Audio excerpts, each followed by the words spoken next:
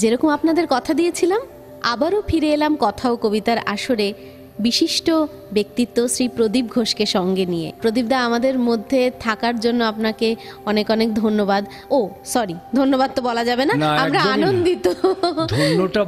ধন্যটা বাদ দিলাম। বেশ, এই যে আপনার কাছ থেকে বিভিন্ন জিনিস জানতে পারছি, একটা প্রশ্ন যেটা মনে আসে সেটা হলো, মানে যেটা নিয়ে খুব কনফিউশন হয় মাঝে মধ্যে, যে একজন আবৃত্তি শিল্পী তিনি যখন মঞ্চে আবৃত্তি করতে যাবেন, সেই সময় তার পোশাক কীরকম হওয়া উচিত? মানে অনেকে না অনেক রকমের ভাবে ব্যবহার করছেন, সেইটা সম্পর্কে আপনি একটু বলুন।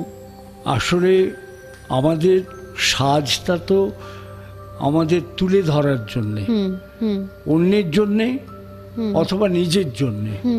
পোশাকের দুটো দিক আছে।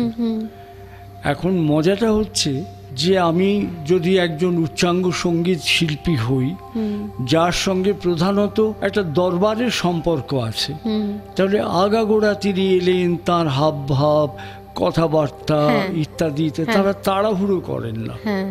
তারা আস্তে আস্তে গভীরে যেতে যেতে একদম নিমগ্ন হয়ে যান। যদি নিমজ্জিত হয়ে যান বলতে পারতাম, আরও বেশি আমি হয়তো ব্যক্ত করতে পারতাম যে কি বোঝাতে চাই। কিন্তু আমাদের বেশিরভাগ শিল্পে বিনোদনের আধিক্যর ফলে দোকানদারি আর দেখনদারিটা পাল্লা দিয়ে চলছে। প্রথমেই তো দরাদরি হয়, তারপর জামা কাপড় বাছতে ইত্যাদি ইত্যাদি। আমি সাধারণত ওইসব পোশাক পরে নিজেকে নিজে দেখবো আয়নার সামনে, নিজে ডিগবাজি খাবো, ফুর্তি করব, ঠিক আছে, তাতে কারো কিছু বলার নেই। কিন্তু আমি যখন আরেকজনের কাছে যাব, তখন পোশাকটা কিন্তু আমার প্রতিনিধিও। আমি যেটা বলতে চাই সেটা বলবে। আমি তাহলে একটা ছোট্ট কথা বলবো স্বামী বিবেকানন্দের। স্বামী বিবেকানন্দ বেলুড় মঠে তার যে বাড়িটা, ওখানে গেলে দেখতে পাই আমরা একতলাতে যে জায়গাটা, সেখানে তিনি স্থানীয় মানুষদের সঙ্গে বসে গল্প করছিলেন, এবং একটা এই ফতুয়া মতনটা সেটা গায়ের উপরে তুলে দিয়েছেন, গরম গঙ্গার ধারে তামাক খাচ্ছেন, গল্প। এই সময় বললো যে অমুক জায়গার মহারাজা এসছেন ইত্যাদি ইত্যাদি, স্বামীজি আপনার সাথে দেখা করতে। বলে দাদা বসতে বলো, খাতির করে বসাও। তারপরে তো এরা চলে গেল, স্বামীজির আসেন না, আধ ঘন্টা হয়ে গেল। এর একজন উঁকি দিয়ে দেখছে যে স্বামীজি তার ঘরে গিয়ে সেই শিকাগো বক্তৃতার পোশাকটা পরে, সেই পাগড়ি টাগড়ি পরে তার কাছে গম্ভীরভাবে গিয়ে দাঁড়ালেন, তিনি প্রণাম করলেন, তারপরে একটা টাকা ওকে দিলেন। তাহলে এদের খুব অভিমান হলো যে আমরা একসঙ্গে বসে গল্প করি, আপনি আমাদের প্রাণের মানুষ, আর আপনি যেই রাজা গজা দেখলেন আপনি সাধারণ মানুষের মতো তাদের দ্বারা প্রভাবিত হলেন। স্বামীজি বললেন যে তোরা এই জন্যই মূর্খ, ওরা আমার পোশাকটাকে পছন্দ করে, তোরা আমার এই জায়গাটাকে পছন্দ করিস। আমি ওইভাবে গেছি বলে 15,000 টাকার জায়গায় 30,000 টাকা পেয়েছি। আমি যদি এইভাবে যেতাম তোদের সঙ্গে, তাদের হয়তো বলতো এই আপাতত এই রাখুন। তখন বলি যে এটা তো উপায় নেই। দেবেন্দ্রনাথ ঠাকুর একটা সভায়, তখন তার সাংঘাতিক অবস্থা, তখন তাকে একটু অপ্রস্তুত করবার জন্যে বড়লোকরা বলেছিল সবাই যে যার রাজকীয় পোশাকে যাবে। তা দেবেন্দ্রনাথ ঠাকুর একটা শুধু ধুতি পাঞ্জাবি পরে গিয়েছিলেন। সবাই হাসাহাসি করছে, দেখো এত বড়লোক, তার এই অবস্থা, আজকে দিনার দায়ী ইত্যাদি। তা কিছুক্ষণ পর দেখা যাচ্ছে যে তিনি তার ডান পাটা বাঁ পায়ের উপরে দিয়ে এরকম আস্তে আস্তে দোলাচ্ছেন আর ঝিলিক দিচ্ছে।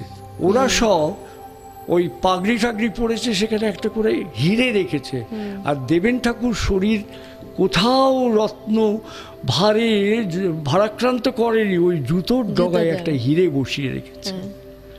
মহারাজ বললেন আমরা যা মাথায় রেখেছি দেখো উনি তা পায়ে রেখেছেন। মানে আসল ব্যাপারটা পোশাক, যেন তোমার বক্তব্য, তোমার বার্তা, তোমার উপস্থাপনা পোশাকের চেয়ে ম্লান এবং গৌণ না হয়ে যায়। আসর থেকে বেরিয়ে যাও না বলে ওহ পাঞ্জাবির কাজটা দেখেছিস। এই দেখনদারিটা অন্তরে যাবার প্রবেশ পথে একটু অসুবিধা হয়। বেশ, কৃষ্ণ যখন চলে গিয়েছিল, মথুরার লোকেরা কেন দুঃখ পেয়েছিল? রাজা হয়ে মথুরাতে, বাঁশি ছেড়ে দণ্ড হারতে, এটা পছন্দ করেনি। অন্তরের প্রকাশ করতে গেলে চৈতন্যদেবের মতন ওইটাই তো ওই অপরূপ রূপ এবং ওই গণ জোয়ার যে এসছিল, তিনিই তো পৃথিবীর প্রথম গণ আন্দোলন করেছিলেন, তাকে তো আলাদা পোশাক পরতে হয়নি। আচ্ছা প্রদীপ্ত, একটা জিনিস আপনার কাছ থেকে জানার আছে, সেটা হলো আপনাদের সময়ে ব্যাকগ্রাউন্ড মিউজিক বা আবহ সঙ্গীতের তো ব্যবহার তত বেশি ছিল না, কিন্তু এখন যেরকম প্রায় 2 দশক বা তারও বেশি সময় ধরে আবৃত্তির সঙ্গে আবহ সঙ্গীতের একটা ব্যবহার চলেছে, সেই প্রসঙ্গে আপনার কি মত? না, তুমি যদি অনুমতি দাও তাহলে বলতে পারি এই আবহ সঙ্গীত কিন্তু অতীতের সুদূর অতীত থেকে আছে। কেননা সঙ্গীতের সৃষ্টি তো হয়েছে চলমান জগৎ থেকে, বিভিন্ন প্রাণী প্রকৃতির বিস্তার, সেইখান থেকে এক একটা আর কি স্বর এসছে।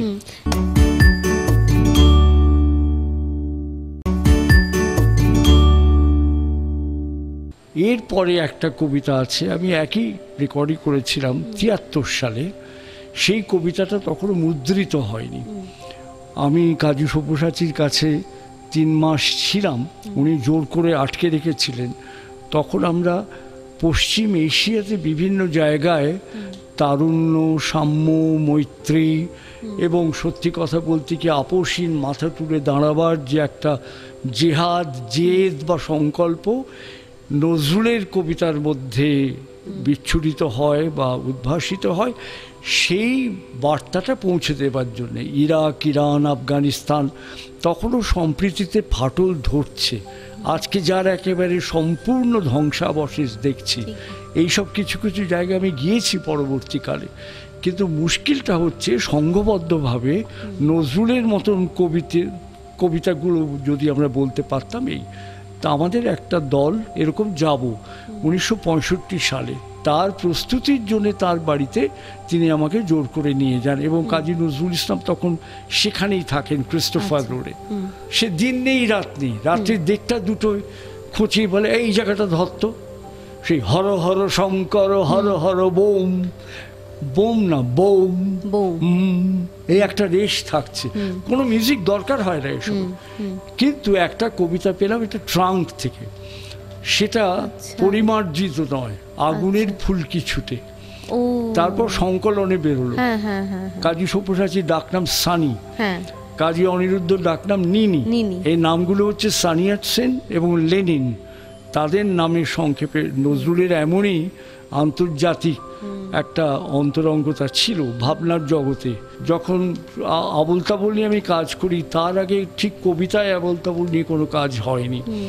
এটা গ্রামোফোন কোম্পানির সত্যজিৎ স্যার কি বলেছিল, কিন্তু তার আগে থেকে আমি ওর সঙ্গে এই কাজটা করছিলাম।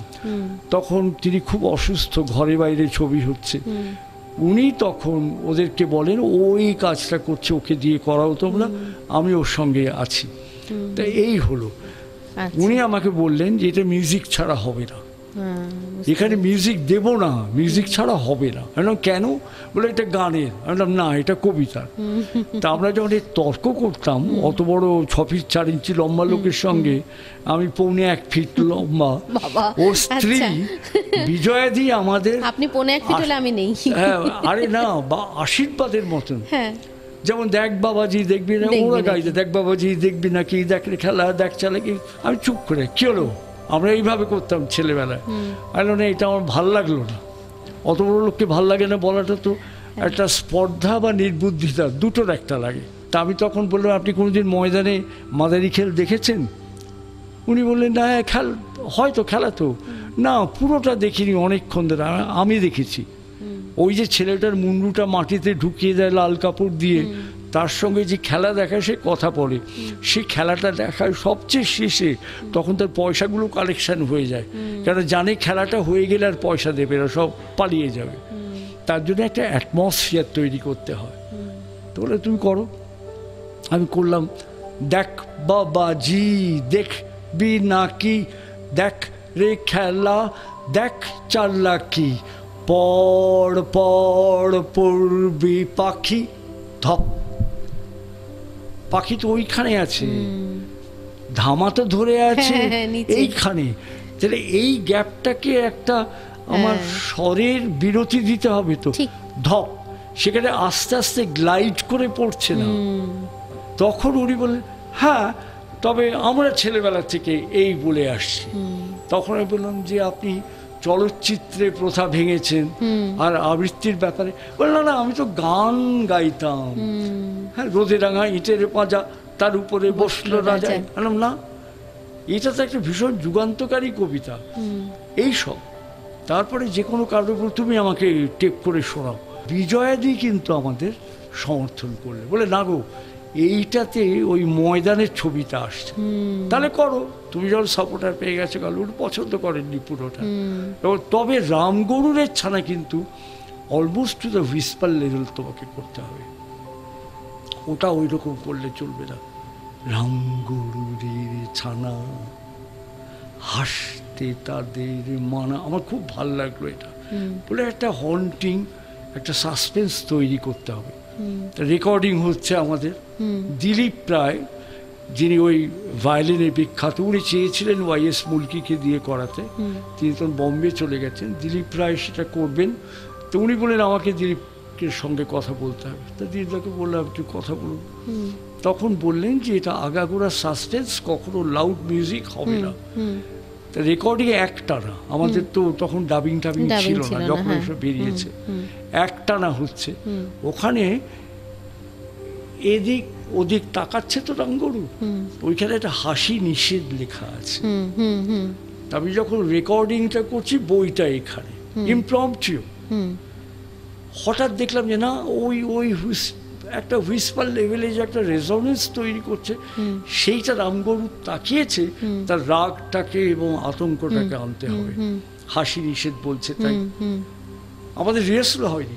আমি স্ট্রেট দিলীপ দাকে হাতটা তুলে রামগরুরের বাসা ধমক দিয়ে ঠাসা, হাসির হাওয়া বন্ধ সেথায় নিষেধ সেথায় হাসা, ডেড স্টপ, কোনো রেজোনেন্স নেই, রেসিডুয়াল মিউজিক নেই।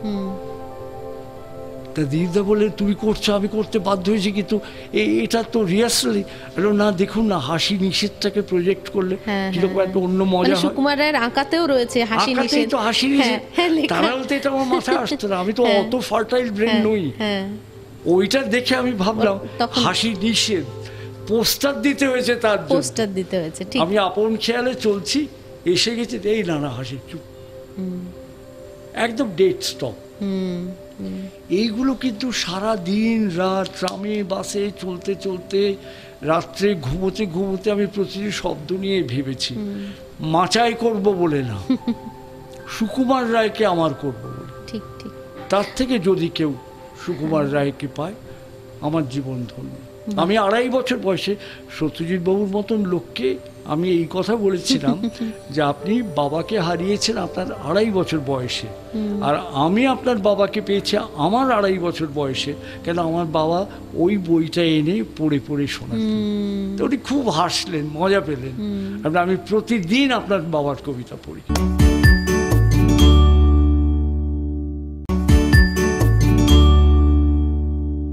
যদি কবিতাটা আমার জীবনের সঙ্গে ওতপ্রোতভাবে জড়িত না হতো, আমি হয়তো কোনো কমার্শিয়াল হাউসে কাজ করতাম, কেন আমার বিজ্ঞাপন বা সাংবাদিকতা খুব প্রিয় ছিল, সেখানেই যেতাম। আমি এই সময় পাঠও নিয়েছি সরকারি খরচায়, কিন্তু বললো না এখানেই থাকি। বিদেশে অনেক চাকরি পেয়েছি, আমি যাইনি। তার একটাই কারণ, কবিতাতেই বেঁচে থাকি। আমার চাহিদা খুব সামান্য, এবং সেই চাহিদার জন্যে নিজেকে বিক্রি করে আর কোথাও যাব। আচ্ছা, বারবার আপনার কথা প্রসঙ্গে কাজী নজরুল ইসলামের কথা উঠছে, কাজী সব্যসাচীর কথা উঠছে। আপনি বহুবার কাজী সব্যসাচীর প্রতি আপনার ঋণ স্বীকার করেছেন। তবু যদি আরেকবার আপনার মানে কথা কিছু বলেন তার সম্পর্কে আর কি। না, একটা কথা বলি, এটা ঋণ স্বীকার নয় ঠিক, কেননা আর সবাই একটা শিল্পকে চর্চা করেছে, আমরা কিন্তু শিল্পকে চর্চা করিনি। একটা বার্তাবহ হিসেবে তার শরিক হবার চেষ্টা করেছি, দোসর হবার চেষ্টা করেছেন। এটা আলাদা কথা বলছেন। যেমন আমি রবীন্দ্রনাথের কবিতাও যদি আমি বলি, আমি রবীন্দ্রনাথকে আগে এইখানে বসিয়ে তাকে খাইয়ে দাইয়ে ভালো করে আদর করে মাথায় হাত বুলিয়ে বলবো যে তুমি কোনো উল্টোপাল্টা করবে না, আমি তোমাকে ব্যক্ত করতে যাচ্ছি না, আমি তোমার মধ্য থেকে নিজেকে খুঁজছি, যে কারণে তুমি আগে দিশারি ছিলে, এখন বেশি দোসর, এবং এই প্রশ্রয়টা তুমিই দিয়েছো। তুমি দেখবে বেশিরভাগ কবিতাই হচ্ছে রবীন্দ্রনাথের বেদনার কবিতা। রবীন্দ্রনাথ পরিবৃত ছিলেন কিছু স্তাবক এবং কিছু নিন্দুকের দ্বারা, এবং কিছু লোক যারা তার সেবা করে আনন্দ পেত। রবীন্দ্রনাথকে ভালোবেসে খুব বেশি কিছু মানুষ তার কাছে ছিলেন, এবং রবীন্দ্রনাথ মৃত্যুতে বিচলিত হতেন না, বিচ্ছেদে হতেন না, এরকম একটা প্রচার আছে। উনি নিজেও লিখছেন, আমি মানুষ হিসেবে খুব নিষ্ঠুর, ওই বাচ্চা বাচ্চা ছেলে মেয়েগুলোকে বিয়ে দিয়েছেন, উনিই বলছেন যাব না বাসর কক্ষে বধূ বেশে পায়।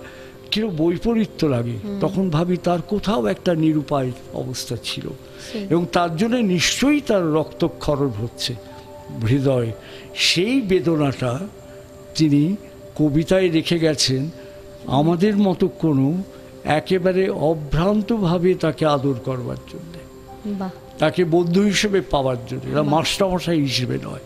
ঠিক এই যে তুমি ধরো, ওকে আমরা বুঝতে ভুল করি কোথায়, যখন যতীন দাস অনশনে মারা গেলেন, হ্যাঁ, তখন তিনি তপতী নাটকের মহড়া দিচ্ছেন। খবর এলো যে যতীন দাস দেহত্যাগ করেছেন অনশনে। রিহার্সাল দিতে দিতে উনি চুপ করে গেলেন। চুপ করে গিয়ে তারপর রিহার্সাল বন্ধ হয়ে গেল। পরে যে গান লিখলেন উনি, সর্বখর্ব তারে দহে তব ক্রোধ দাহ, হে ভৈরব শক্তি দাও। গাওয়া হয় কিভাবে? সর্বখর্বতা, খর্বতারে কি রে, খর্বতা দহে কি ক্রোধ দাহ। তখন বলছেন কি, হে ভৈরব, হে ভৈরব না, হে ভৈরব। এই ভৈরবকে আঁকা যায় না, অনুভবে পেতে হয়। সে গগনচুম্বী ভৈরবের চেহারা। শক্তি দাও, এটা দাও না, আমাকে একটা পান্তুয়া দাও, আমাকে অনুমতি দাও। এইসব পুরু যেন আলেকজান্ডারকে বলছে, রাজার প্রতি রাজার ব্যবহার। এই যে শব্দের যে স্তরবিন্যস্ত অভিব্যক্তি, তার জন্যে যে সৃষ্ট বা আবিধানিক অর্থ আর অভিপ্রেত অর্থের যে একটা দোতনা, তার যে শক্তি, সেইখানে রবীন্দ্রনাথ যে ভুলটা স্বামী বিবেকানন্দ করে রবীন্দ্রনাথ সম্পর্কে অনেক বিরূপ মনোভাব করে নিবেদিতার মতো মানুষকে বেশি ঘনিষ্ঠ হতে দেননি। এটা নিবেদিতার 150 বছর চলছে, তিনি অগ্নিকন্যা। নিবেদিতার মতো কোনো বিদেশি আর পৃথিবীতে দেখা যায়নি যিনি যে দেশে গেছেন সেটাকে আমার দেশ বলে গ্রহণ করেছেন। সেই আচ্ছা, আমরা প্রায় শেষের দিকে চলে এসেছি। একদম যারা এই মুহূর্তে চর্চা করছেন, একদম নতুন যারা কাজ করতে আসছেন, তাদের প্রতি আপনার বার্তা কি? একটু আগে আপনি বার্তা, আমার কোনো বার্তা নেই, পাগল নাকি? না না, তারা আমার চেয়ে অনেক বেশি জানে, কেননা তাদের প্রশিক্ষণ, তাদের অমুক তমুক, এটা ভাবনার চেয়ে অনেক বেশি। তারা ভাব প্রকাশ করে, কিন্তু ভাবনার জায়গা থেকে ভাবটা আসে না, তার প্রকরণের দিক থেকে সাজিয়ে আসছে। কেননা এর সঙ্গে অন্য উদ্দেশ্য আছে, সেটা আমার বলাটা শোভন নয়, আমি বলতে চাই না, যে কারণে আমি অনেকটা অন্তরালে আছি। অন্তরালে থাকতে ভালো লাগে। তবু একটু কিছু পরামর্শ, মানে আপনার এই কথার মধ্যে আমরা খানিকটা পরামর্শ পেলাম। তাহলে আমি বলবো যে মানুষ ইন্দ্রিয় গ্রাহ্য বলে, তো আমরা ইন্দ্রিয় দিয়ে দেখি, কিন্তু আসল কাজটা করে ষষ্ঠ ইন্দ্রিয়। আজকে তুমি প্রযুক্তিবাবু রাস্তা দিয়ে হেঁটে যাচ্ছ, তুমি রাখলে প্রদীপ দা বলে, আমি তখন একটা গাছে হঠাৎ একটা বসন্ত বৌড়ি এসছে ধর্মতলায়, সেটা দেখছি, আমি তোমাকে দেখলাম না, তুমি দুঃখ পেলে, রাগ করলে, তার কারণটা কি? আমি তোমায় দেখিনি তা কিন্তু নয়, আমার ষষ্ঠ ইন্দ্রিয় মন আমার দৃষ্টি সঙ্গে দেখা করেনি, আমার মনটা অধিকার করেছিল আমার দৃষ্টিটাকে। বসন্ত বৌড়ি, এই জায়গাটা হচ্ছে ব্যাপার। তাই আমার কাছে যদি কেউ জানতে চায় এবং আমার ধৃষ্টতা মার্জনা করে যদি কেউ মনে করে আমি যেটা বলছি সেটা প্রণিধানযোগ্য, তাহলে বলবো দেখো দেখো দেখো। তাই ষষ্ঠ ইন্দ্রিয়ের একটা ভূমিকা আছে, সেটা অনুভবের জগৎ থেকে উৎসারিত হয় এবং কার্যকরী হয়। আর অভিজ্ঞতা দিয়ে, অনুভব দিয়ে তুমি একটা সৃজনের নতুন দিগন্তের কথা ভাববে। একই শব্দ অন্তত 10-12 রকমের বলা যায়, এবং 10-12 রকমেরই অর্থের দোতনা হয়, সূচনা হয়, ইশারা হয়। শিল্পের ভাষা ইশারাময়, শুধু তার পরিকাঠামো বা যে স্ট্রাকচারাল ব্যাপারটা সেইটা নানা রকম প্রযুক্তি দিয়ে সাজিয়ে দেওয়াতেই কিন্তু কবিতার উপস্থাপনা বলে আমি মনে করি না। যারা মনে করে নিশ্চয়ই তারা সফল হলে ভালো। সমস্ত জীবন যেখানে জড়িয়ে আছে, প্রকৃতির ভাব, ভাবনা, রস যেখানে জারিত হচ্ছে, সেই সার্থক প্রার্থিত জীবনকে ভালো থাকতে বলছেন। সেটা একা হয় না, সেটা সবাইকে নিয়ে সবাইকে ভালো থাকতে হয়। এবং সবাইকে নিয়ে সবাই ভালো থাকতে গেলে না, দেখবে জীবন অনেক বর্ণময়। মানুষ কাউকে আঘাত করবার আগে একটু ভাবে। সুনীলদার কথা বেশি এসে যাচ্ছে, ছোট্ট দিয়ে এটা শেষ করে এই কথাটা, কবিতা না, বক্তব্যটা তিনি বলছেন যে তুমি যে বাস থেকে নামিয়ে লোকটাকে বন্দুক দিয়ে মারলে, তুমি কি করে জানলে যে ওই লোকটা তোমার শত্রু? কারো দিকে বন্দুক তাক করে দেশপ্রেমিক হয়? এমন ভালোবাসাহীন প্রেম হয়? এগুলো কেন ভাবে না? আমি জানি না, কবিরা আমাদের অনেক দিয়ে গেছেন রসদ, আমরা তাদের মধ্যে যেগুলো কাহিনীমূলক, যেগুলো একটু সুরসুরি আছে, যেগুলো একটু বেশি নাটক আছে, সেইগুলো আসর জমাবার জন্য বাছি। কেন হৃদয়ের কাছে পৌঁছবার জন্য একটু ধৈর্য ধরতে পারি না? সেই জায়গাটায় যাওয়া ভালো। জনপ্রযুক্তি মানুষকে কবিতার কাছে নিয়ে যেতে হবে, আর কবিতাকে মানুষের কাছে পৌঁছে দিতে হবে। এটাই কিন্তু একজন বাচিক শিল্পীর কাজ। হাততালি, ব্যাংক, ফ্ল্যাট, মোটর গাড়ি, সাজগোজ কোনোটাই নয়, মঞ্চ নয়। মন যা চায় সেইখানটাতে কবিতাকে বসালে সে তোমাকে সারা জীবন সুতো ছেড়ে যাবে, তার লাটাই অনন্ত সুতো গোটানো আছে। বাহ, আমরা আজ কথা ও কবিতার আসর এখানেই শেষ করছি। আশা করি এই এপিসোড আপনাদের ভীষণ ভালো লাগলো। আবার অন্য কোনো সময় অন্য কোনো বিশিষ্ট অতিথির সঙ্গে আড্ডা হবে, কথা হবে। ভালো থাকবেন সকলে।